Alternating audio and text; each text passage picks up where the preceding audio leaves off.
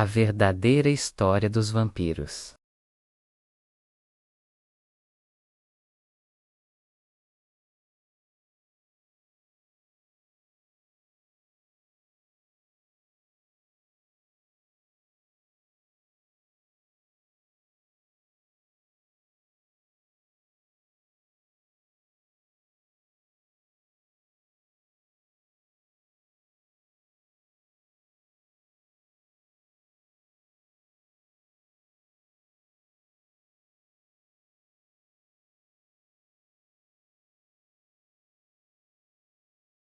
Tudo começa muito antes de Drácula, muito antes do cinema e muito antes da literatura. Na Europa Oriental, entre os séculos XIV e XVIII, vilarejos inteiros viviam aterrorizados. Pessoas morriam de forma misteriosa. Animais eram encontrados sem sangue.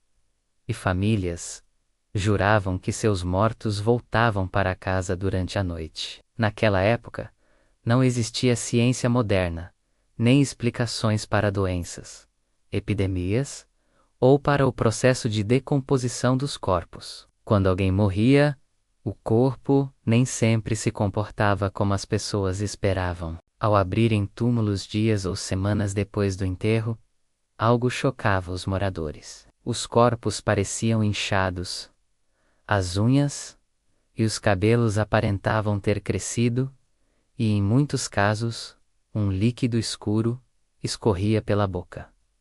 Para eles, não havia dúvida. O morto não estava morto.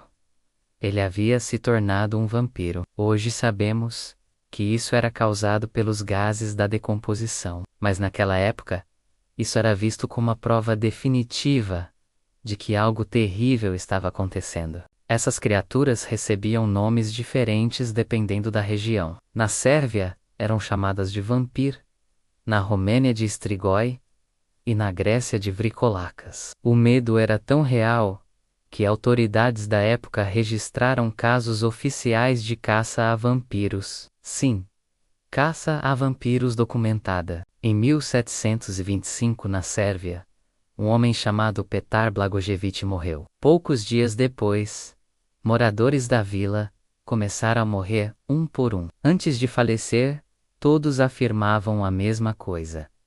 Petar os visitava durante a noite e sugava sua força vital. O túmulo foi aberto. O corpo estava praticamente intacto e havia sangue escorrendo de sua boca. A decisão foi imediata. Uma estaca atravessou seu coração, o corpo foi queimado, e depois disso, as mortes cessaram. Esse não foi um caso isolado. Relatórios semelhantes se espalharam pela Europa, chegando à Áustria e à França. O pânico foi tão grande que médicos e estudiosos começaram a investigar esses fenômenos. Mas os vampiros não surgiram apenas do medo da morte. Eles também nasceram da ignorância sobre doenças. A tuberculose, por exemplo, deixava as pessoas extremamente pálidas, magras e fracas. Elas tossiam sangue, como se algo estivesse drenando sua vida lentamente. Em muitas famílias, uma pessoa morria após a outra, e o primeiro morto era sempre acusado de voltar do túmulo para sugar os vivos. Existe ainda a porfiria, uma doença genética rara que causa sensibilidade extrema à luz do sol, retração da gengiva e dentes mais aparentes. Alguns doentes evitavam a luz, tinham uma aparência assustadora e acabavam tratados como monstros. Agora junte tudo isso: corpos que pareciam vivos, doenças inexplicáveis, medo, escuridão e religião. A Igreja teve um papel importante na construção desse mito. Qualquer comportamento fora do padrão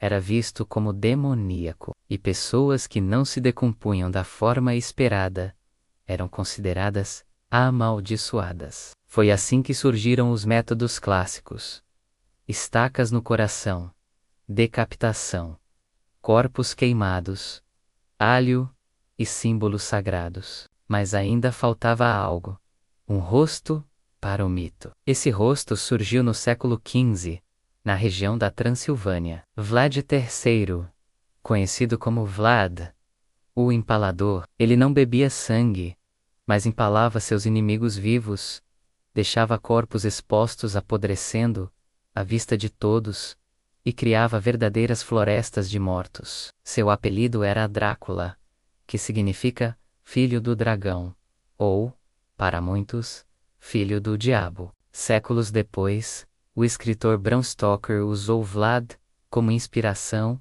e transformou esse medo real em uma lenda imortal. A partir daí, os vampiros se tornaram elegantes, sedutores e românticos. Mas nunca se esqueça de uma coisa: a origem deles não é bonita. Eles nasceram do pânico humano diante da morte, do desconhecido e da incapacidade de explicar aquilo que não se compreendia. Os vampiros são o reflexo do nosso maior medo, o medo de que a morte talvez não seja o fim. E agora, eu quero saber de você. Você acredita que tudo isso foi apenas superstição?